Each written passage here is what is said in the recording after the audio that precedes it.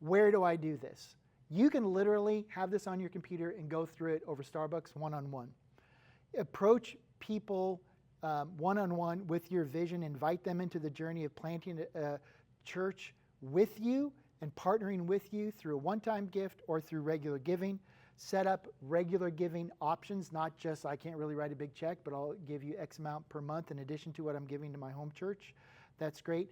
Ask them and reach out to them for prayer, for support, for needs. People want it, they want relationship to a cause. People want relationship to a cause.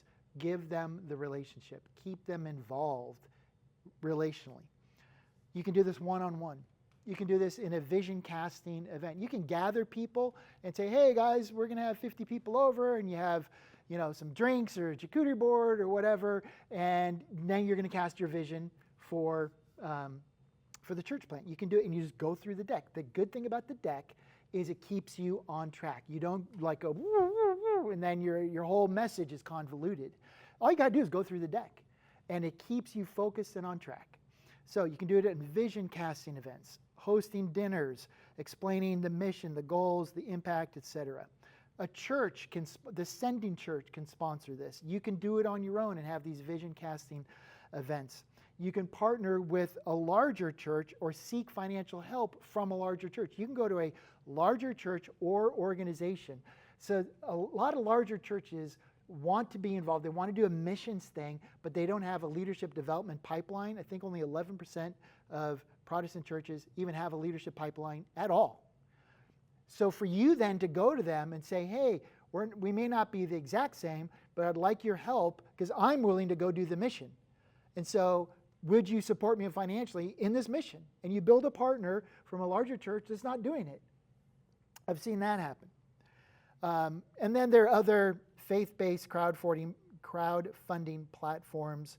You can take a look at that. Some helpful hints on this. Stay focused, use the deck, because remember this, a confused mind always says no.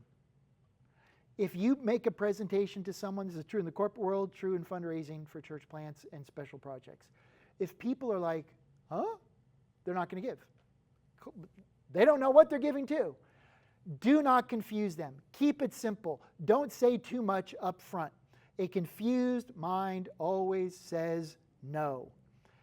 Be clear. Another saying that I use a lot that's very helpful is clarity is kindness. You want to be nice to people, just be clear about what you're doing. Just be clear. This is exactly what we're doing. You can get on the ship, you can get off the ship. It doesn't matter. This is what we're about. This is where we're going. It's clear. Clarity is kindness. A confused mind always says no. Each slide should be no more than 30 words. This is not your entire business plan. This is just a synopsis. This is just, you could have many, many fewer than 30. I think 30 is a lot. Try to break it down to 15 if you can.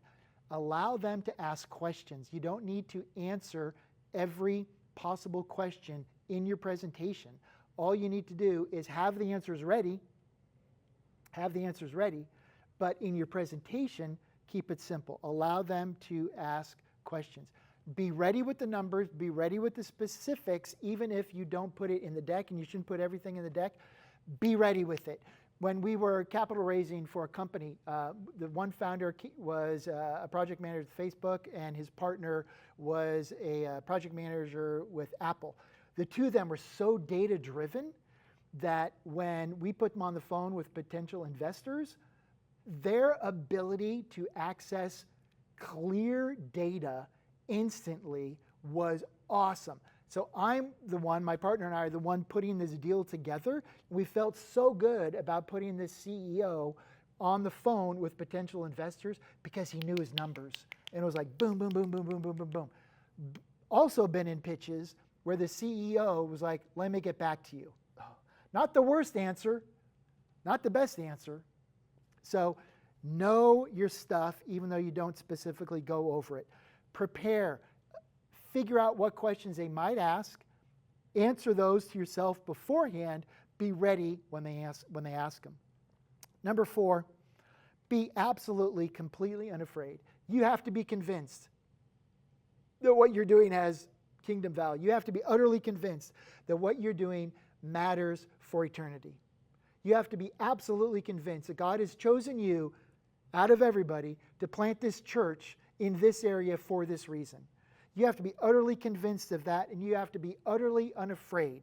It doesn't matter if you get embarrassed. It doesn't matter if people, oh yeah, who does he think? I mean, whatever, blah, blah, blah, blah, blah, blah, blah. Be unafraid.